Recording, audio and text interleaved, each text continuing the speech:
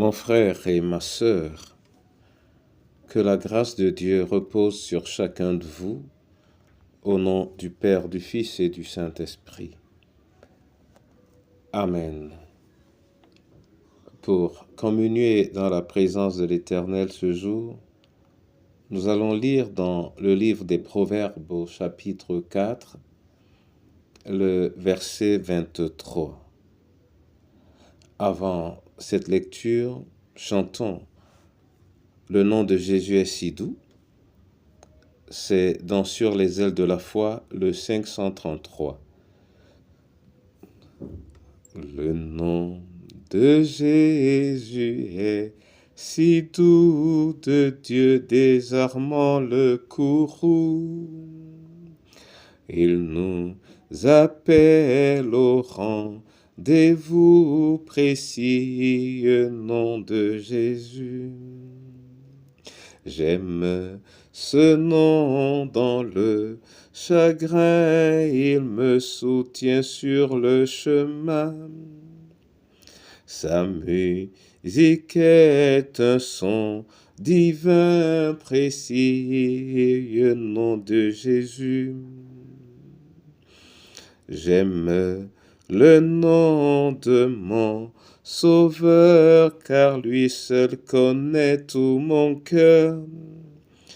Lui seul me rend plus que vainqueur précis, nom de Jésus. Jésus, béni soit ton nom. Jésus, ô merveille don. Jésus suprême rançon, sois adoré pour toujours. Oui, sois adoré pour toujours. Jésus, Jésus, Jésus, notre Sauveur, notre Seigneur. Amen. Nous lisons dans le livre des Proverbes, au chapitre 4, le verset 23. Là, il est écrit « Garde ton cœur plus que toute autre chose, car de lui viennent les sentiers de la vie. » Amen. Bien-aimés en Jésus, voilà un conseil merveilleux qui nous vient de l'Éternel, de la sagesse divine. Garder son cœur plus que toute autre chose. Ceci signifie que nous avons certainement des choses à garder. Il y a des choses que nous gardons de manière précieuse pour les préserver, pour refuser que ces choses nous soient prises et pour refuser que ces choses soient mêlées à quoi que ce soit. Garde ton cœur plus que toute autre chose. Regardez avec quelle patience le corps humain lui-même essaye de se garder pur et enrichi.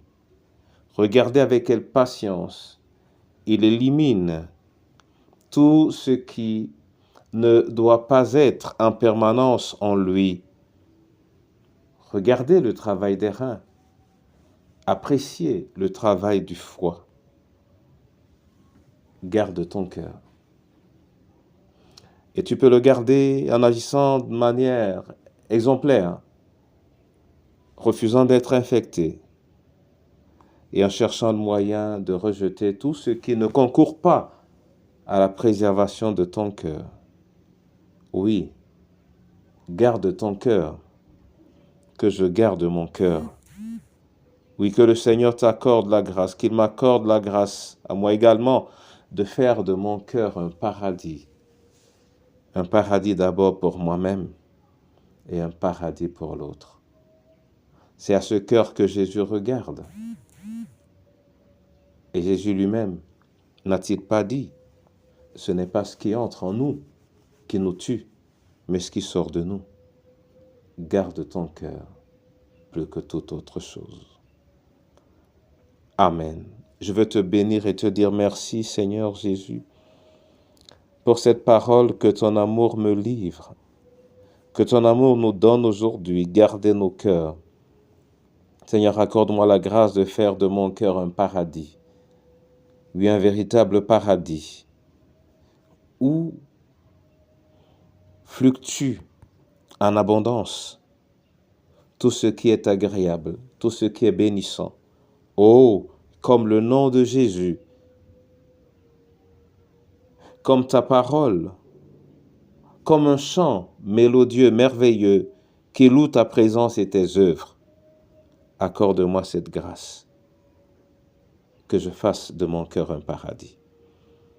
Oui, je te prie ainsi, non seulement pour moi-même, mais également pour le prisonnier, pour le malade, pour le veuf, la veuve et l'orphelin. Je te prie ainsi pour chacune de nos familles, pour ce pays que tu aimes et pour ton Église.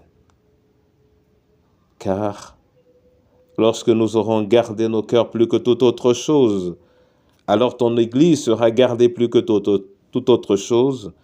Elle sera véritablement une source de vie pour tous qui te connaissent et pour tous ceux qui aspirent à te connaître. Une source de vie pour tous les assoiffés et pour tous les affamés. Mon cœur, un paradis. Amen.